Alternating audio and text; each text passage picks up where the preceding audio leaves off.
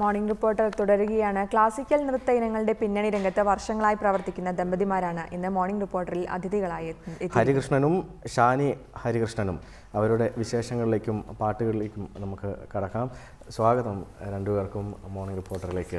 Classical നൃത്ത ഇനങ്ങളുടെ പിന്നണി രംഗത്താണ് വർഷങ്ങളായിട്ടുണ്ട്. എത്ര കാലമായിട്ടുണ്ടാവും ഇപ്പോൾ ഈ ഒരു രംഗത്ത് പ്രവർത്തിക്കാൻ തുടങ്ങിയിട്ട്? ഏകദേശം ഒരു 10-17 വർഷമായിട്ടുണ്ട്. പഠിക്കുന്ന സമയം മുതൽ ഇതിൻ്റെ കൂടെ പ്രവർത്തിച്ചുകൊണ്ടിരിക്കുകയാണ്. ഇപ്പോൾ രണ്ടുപേരും ഒരുമിച്ച് ഇത്ര വർഷമായിട്ടുണ്ടാവും? അല്ല, കുറച്ച് ഒരുമിച്ച് ഏകദേശം ഒരു 10 വർഷത്തിന് മുകളിലായിരുന്നു. നൃത്തങ്ങൾക്ക് പിന്നണി പാടുന്നു, അതിനപ്പുറം കച്ചേരികൾ ഇത്തരം കാര്യങ്ങളിലേക്ക് പോകാറുണ്ടോ? അങ്ങനെയാണ് ചെയ്തിരുന്നു. ഇപ്പം നൃത്തത്തിൽ തന്നെ ഒരുപാട് തിരക്കുകളും കാരണം ചെയ്യാൻ സമയം കിട്ടാറില്ല. ഈ നൃത്തത്തിൻ്റെ പിന്നണി നിൽക്കുമ്പോൾ നൃത്തം ചെയ്യുന്ന ആളാണ് വേദിയിലെത്തുക. അങ്ങനത്തെ ഒരു നിങ്ങളുടേതായ ഒരു ഐഡൻറ്റിറ്റി എന്ന നിലക്ക് ആളുകളുടെ വേദിയിൽ നിങ്ങളുടെ ശേഷി കൂടുതൽ പ്രകടിപ്പിക്കാൻ കഴിയുക സ്വന്തം നിലയ്ക്ക് കച്ചേരി നടത്തുമ്പോഴാണല്ലോ. അപ്പോൾ ആ ഒരു നിലയ്ക്കുള്ള ആലോചനകൾ എന്തുകൊണ്ടാണ് നടത്താത്തത്? അത് കൂടുതൽ നൃത്തത്തിനോട് കൂടുതൽ താല്പര്യമുള്ളതുകൊണ്ട് അതിൽ പാടുമ്പോൾ ഒരു പ്രത്യേക ഒരു സുഖം കിട്ടുന്നുണ്ട് മനസ്സിന് തന്നെ. അപ്പോൾ കൂടുതൽ താല്പര്യമുള്ളത് കൊണ്ടാണ് കൂടുതൽ നൃത്ത രംഗത്ത് തന്നെ കൂടുതലായിട്ട് നിൽക്കുന്നത്. എങ്ങനെയാണ് ചേച്ചിയുടെ കാര്യത്തിൽ എങ്ങനെയാണ് സംഗീത ലോകത്തേക്ക് എത്തുന്നത്? എനിക്ക് ചെറുപ്പം മുതൽ തന്നെ ഞാൻ പാടുമായിരുന്നു, ചെറിയ ക്ലാസ്സുകളിൽ മുതലേ. അപ്പം ആ സമയത്ത് തന്നെ കുറേ പാട്ടുകൾ ഇങ്ങനെ കേൾക്കും. പിന്നെ ഈ ക്ലാസിക്കൽ MS സുബ്ബലക്ഷ്മി പാട്ടുകൾ കേൾക്കുമ്പോൾ വളരെയധികം താല്പര്യം ഉണ്ടായിരുന്നു, അതുപോലെ പാടണം എന്നൊക്കെ. അങ്ങനെയുള്ളൊരു താല്പര്യത്തിൻ്റെ പുറത്താണ് ഈ പാട്ട് പഠിക്കാൻ തന്നെ തീരുമാനിച്ചത്. എനിക്ക് തോന്നുന്നു നമ്മൾ ആദ്യം പാട്ട് കേൾക്കാം, എന്നിട്ട് കൂടുതൽ വിശേഷങ്ങളിലേക്ക് കിടക്കാം. അതായിരിക്കും നല്ലത്. പ്രേക്ഷകരും കാത്തിരിക്കും നിങ്ങളുടെ പാട്ട് കേൾക്കാൻ വേണ്ടിയിട്ടായിരിക്കും.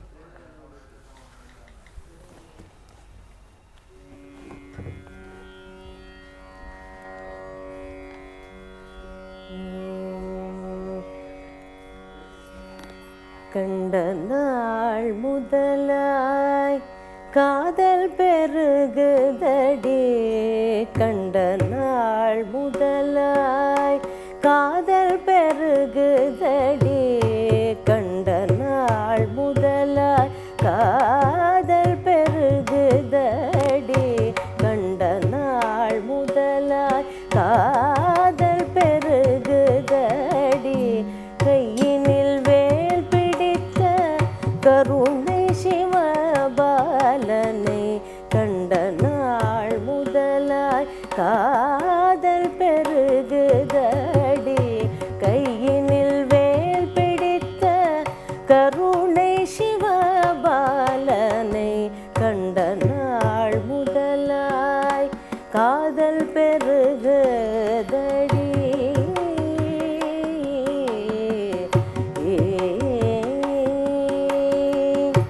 வண்டிசை பாடும்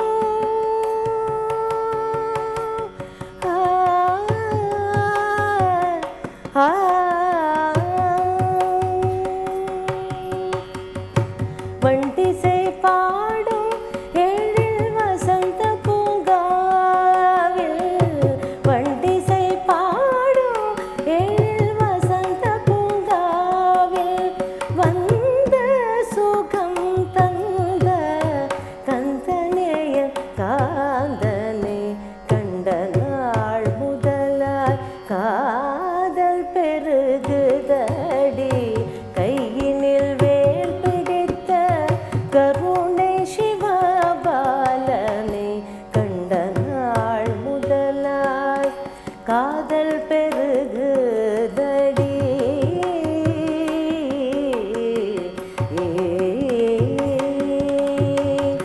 நீலமயில் தன்னை நெஞ்சமும் மறக்கவில்லை, நீலமயில் தன்னை நெஞ்சமும் மறக்கவில்லை, நேசமுடல் கலந்த பாசமும் மறையவில்லை, நீலமயில் தன்னை நெஞ்சமும் மறக்கவில்லை, நேசமுடல் கலந்த பாசமும் மறையவில்லை, கோலக்குமரன் மனக்கோயிலில் நிறைந்து விட்டார் கோலக்குமரன் மனக்கோயிலில் நிறைந்து விட்டார் குறுநகை தன்னை காட்டி நறுமலர் சூட்டி விட்டார் குறுநகை தன்னை காட்டி நறுமலர் சூட்டி விட்டார்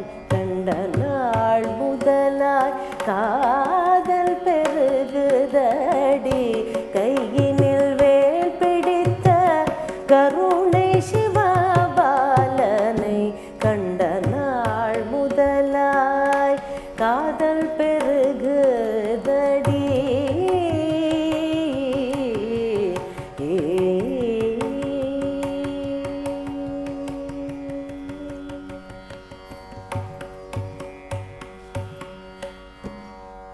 പിന്നണിയിൽ നിന്നാൽ മാത്രം പോരാ, ഇത് നിങ്ങളായിട്ട് തന്നെ സോളോ അവതരിപ്പിക്കാനുള്ള ഒരു പദ്ധതി എന്തെങ്കിലും ഉണ്ടോ?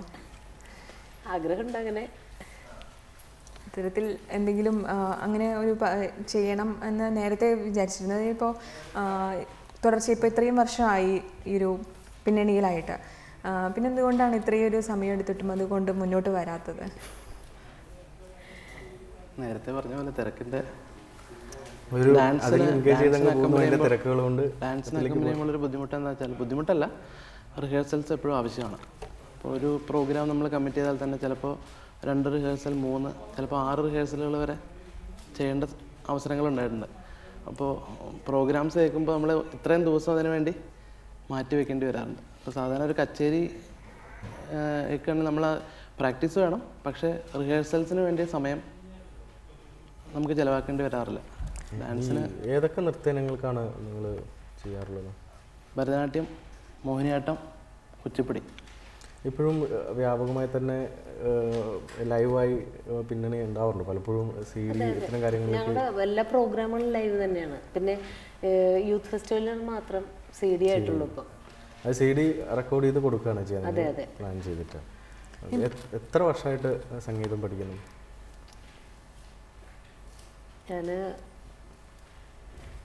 ഞാൻ തൃപ്പൂണിത്തുറ RLV കോളേജിലാണ് പഠിച്ചത്. അവിടെ നിന്ന് ഗാനഭൂഷണം, ഗാനപ്രവീണ, പിന്നെ ഇപ്പോൾ MA കോഴ്സ് തുടങ്ങിയപ്പോൾ MA ചെയ്തായിരുന്നു. അധ്യാപിക കൂടിയാണല്ലേ? അതെ. ഇപ്പോൾ ഞാൻ വർക്ക് ചെയ്യുന്നില്ല, വർക്ക് ചെയ്തിരുന്നു. കഴിഞ്ഞ വർഷം വരെ വർക്ക് ചെയ്തിട്ടുണ്ടായിരുന്നു.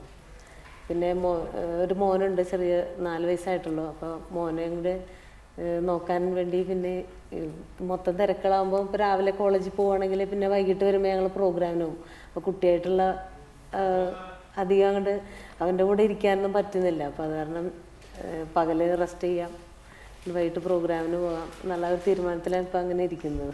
ഈ മൃദംഗത്തിലേക്ക് വരുമ്പോൾ എങ്ങനെയായിരുന്നു ഇതിലേക്ക് വന്നതൊക്കെ? ചെറുപ്പം മുതലേ ആഗ്രഹം ഉണ്ടായിരുന്നു. കുഞ്ഞുനാളിൽ ഉത്സവത്തിനൊക്കെ പോയി വന്നാൽ വീട്ടിൽ ഇതുപോലുള്ള ചെയറിൻ്റെ സൈഡൊക്കെ പൊട്ടിയിട്ടുണ്ടാവും. അതെല്ലാം വീട്ടിൽ വന്ന് പരീക്ഷണം. അങ്ങനെ അച്ഛൻ ആദ്യം കുഞ്ഞുനാളിൽ തബലയാണ് ആദ്യം പഠിപ്പിക്കാൻ ചേർന്നത്. തബല എത്തില്ലായിരുന്നു, കൈ എത്തില്ലായിരുന്നു അന്ന്. അതിനുശേഷം സാറ് പഠിപ്പിക്കാൻ തുടങ്ങി. അതിനുശേഷം ട്രാൻസ്ഫറായി, അച്ഛന് ട്രാൻസ്ഫറായി, മൂന്നാറിലേക്ക് ട്രാൻസ്ഫറായി. ചെറിയൊരു ബ്രേക്ക് വന്നു. പിന്നെ ഒരുപാട് നാളുകൾക്ക് ശേഷമാണ് മൃദംഗം പഠിക്കണം എന്നുള്ളൊരാഗ്രഹം. അനിയത്തി ഡാൻസ് ചെയ്യുമായിരുന്നു. അത് അനിയത്തി ഭരതനാട്യം ഡാൻസറായിരുന്നു, ശ്രീജ. അപ്പോൾ അത് കാണുന്നതോടുകൂടിയാണ് എനിക്ക് വീണ്ടും പഠിക്കണം എന്നുള്ളൊരാഗ്രഹം വരെ. അത് മൃദംഗത്തിലേക്കായി ഇൻട്രസ്റ്റ്. അങ്ങനെ പഠിക്കാൻ തുടങ്ങി. പിന്നെ ഗുരുക്കന്മാർ എന്നെ ആദ്യം പഠിപ്പിച്ച Rocky sir, Kottayam Manoj sir, Balakrishna Kama sir, കുറച്ചാൾ മന്നാർഡീഷൻ സാറിൻ്റെ അടുത്ത് പഠിക്കാൻ പറ്റി. ഇവരുടെ എല്ലാം അനുഗ്രഹവും അച്ഛൻ്റെ അന്നത്തെ ഒരാഗ്രഹവും പിന്നെ അമ്മയെ നിർബന്ധിച്ച് രണ്ടാമത് ഇതിലേക്ക് ഇറക്കാൻ. കുഞ്ഞുനാളിലെ തബല പഠിച്ചിരുന്നെങ്കിലും പിന്നീടൊരു ബ്രേക്ക് വന്നു. പിന്നെ അമ്മയുടെ നിർബന്ധം മൂലമാണ് രണ്ടാമത് തുടങ്ങുന്നത്. പിന്നെ ഇതിലേക്ക് തന്നെ ഇറങ്ങി. മൃദംഗം മാത്രമേ വായിക്കുള്ളൂ, തബലയും വായിക്കുള്ളൂ? തബല കുറച്ച് പഠിച്ചിട്ടുണ്ട്, പിന്നെ കൂടുതൽ മൃദംഗത്തിലേക്ക് തന്നെ കേന്ദ്രീകരിച്ചു. ഈ പരിപാടികൾക്കൊക്കെ പോകാറില്ലേ? ഇപ്പോൾ അത് എത്ര വർഷമായി അങ്ങനെ പോകുന്നത്? ഏകദേശം ഒരു 14 വർഷത്തോളമായി. ഇത് ഡാൻസ് തന്നെയാണ്? ഡാൻസ് ആദ്യം കച്ചേരിക്കൊക്കെ വായിച്ചു തുടങ്ങിയത്. പിന്നെ സിസ്റ്റർ ഞാൻ പറഞ്ഞല്ലോ ഡാൻസ് ചെയ്യുമായിരുന്നു. അപ്പോൾ അതിലേക്ക് കൂടുതൽ ഇൻട്രസ്റ്റ് ആയി. കച്ചേരികളെല്ലാം കേൾക്കും, പക്ഷേ വായിക്കുമ്പോൾ ഉള്ളൊരു സന്തോഷം ഒരു കൂടുതൽ നൃത്തത്തിന് വായിക്കുമ്പോഴാണ്. വീട്ടിൽ സംഗീതമയമായിരിക്കും. എങ്ങനെയാണ് നിങ്ങൾ തമ്മിൽ കണ്ടുമുട്ടുന്നത്? ഞങ്ങൾ നൃത്തത്തിൻ്റെ വേദിയിലൂടെ തന്നെയാണ് കണ്ടുമുട്ടുന്നത്. സംഗീതം തന്നെ അടുപ്പിച്ച് സംഗീതം, അതെ. ഏതെങ്കിലും ഒരു പാട്ട് കൂടി കേൾക്കാം നമുക്ക്. ശരിക്കും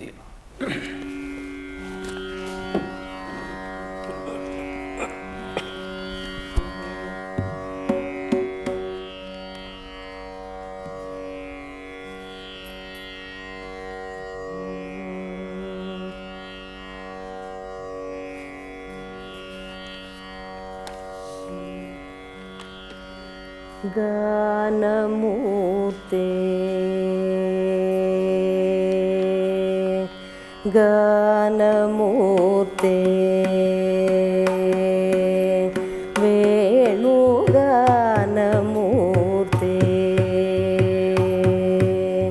വേണുഗാനമൂർത്തേ ശ്രീകൃഷ്ണ വേണുഗാനലോല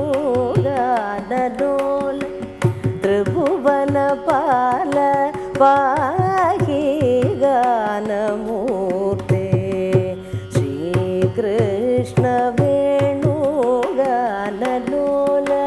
ത്രിഭുവന പാല പാഹി ഗാനമൂർത്തേ.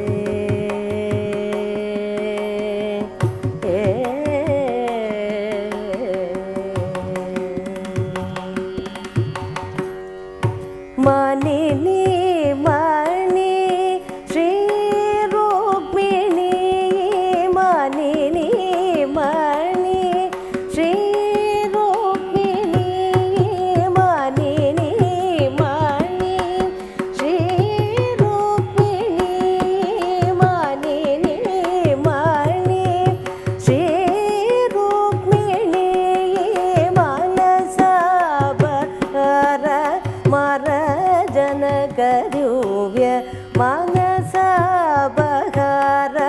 മര ജനകരുവ്യ ഗാനമൂർത്തേ ശ്രീകൃഷ്ണ വേണുഗാനലോല ത്രിഭുവന പാല പാഹി ഗാനമൂർത്തേ.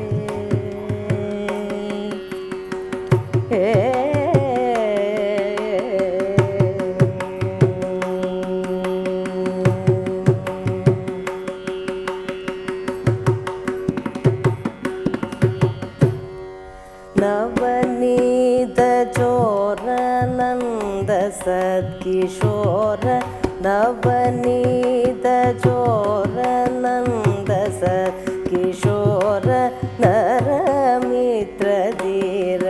നരസിംഹശൂര നരമിത്രധീര നരസിംഹശൂര നവമേഘ തേജ നഗജ സഹജ നരേഘ തേജ നഗജ സഹജ നരകാന്ത ഗജ നതത്യാഗരാജ നരകാന്ത ഗജ നതത്യാഗരാജ ഗാനമൂർത്തേ ശ്രീകൃഷ്ണ വേണുഗാനലോല ത്രിഭുവന പാല പാഹി ഗാനമൂർത്തേ.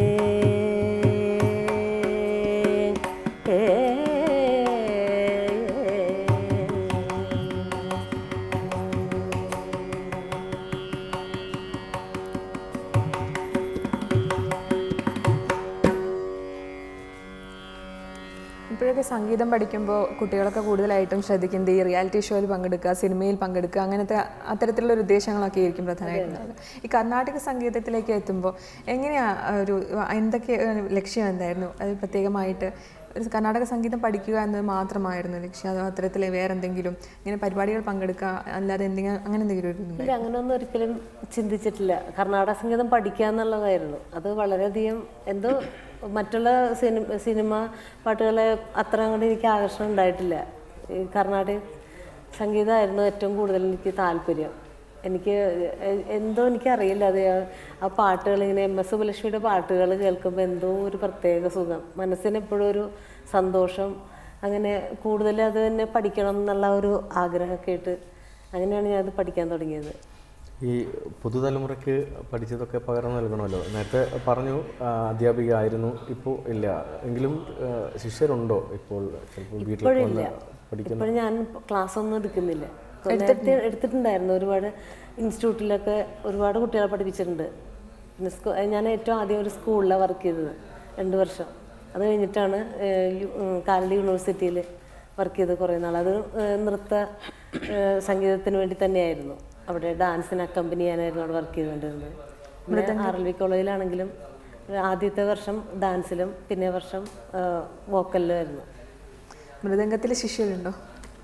ഞാനും ഇതുപോലെ തന്നെയാണ് ക്ലാസ് എടുത്തിരുന്നു. പിന്നെ ജോലി മൃദംഗവും പ്രോഗ്രാം ജോലി. ഞാൻ ഇലക്ട്രിസിറ്റി ബോർഡിൽ സീനിയർ അസിസ്റ്റൻ്റാണ്. ഇപ്പോൾ വെണ്ണല സെക്ഷനിൽ വർക്ക് ചെയ്യുന്നു. അപ്പോൾ എല്ലാം ഒരുമിച്ച് കൊണ്ടുപോകാൻ നിങ്ങളുടെ എങ്ങനെ നടക്കുക? സമയമുണ്ട്. സമയം ഇപ്പോഴും ശരിക്കും പറയുകയാണെങ്കിൽ മുഴുവനായിട്ട് യൂട്ടിലൈസ് ചെയ്യുന്നില്ല എന്നാണ്. ഇനിയും സമയമുണ്ട്, ഒരുപാടുണ്ട് ചെയ്യാനാണെങ്കിൽ ഇനിയുണ്ട്. ഇപ്പോൾ ഒരു മകനാണുള്ളതെന്ന് പറഞ്ഞു. മകനെ സംഗീത ലോകത്ത് തന്നെയായിരിക്കും. അഭിരുചിയുണ്ടോ? അഭിരുചിയുണ്ട്. എത്രത്തോളം എന്ന് ഇപ്പോൾ അറിയാനുള്ള പ്രായമാവുന്നേ ഉള്ളൂ. താല്പര്യമുണ്ട് ആൾക്ക് നല്ലോണം. ഇനി കൊണ്ടുവരണം തന്നെയാണോ അതോ പഠിപ്പിക്കാനുള്ള ശ്രമമൊക്കെ നടത്തുന്നുണ്ടോ അവരെ? പഠിപ്പിക്കാൻ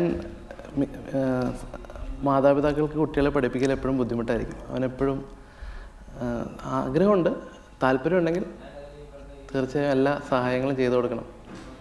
ഏതായാലും ഞങ്ങളുടെ സമയം തീരുന്ന ഇവിടെ റിപ്പോർട്ടറിൽ ഇവിടെ എത്തിയതിനും ഞങ്ങൾക്ക് പാട്ടുപാടി തന്നതിനും വിശേഷങ്ങൾ പങ്കുവച്ചതിനുമൊക്കെ വളരെ നന്ദി. എന്നാലും പിന്നണി രംഗത്ത് മാത്രമല്ല, മുന്നിട്ട് വരട്ടെ എന്ന് ആശംസിക്കുന്നു. എല്ലാവിധ ആശംസകളും ഭാവങ്ങളും നേരുകയാണ്. വളരെ നന്ദി. Thank you. റിപ്പോർട്ടറിൽ ഇന്നൊരു ഇടവേള.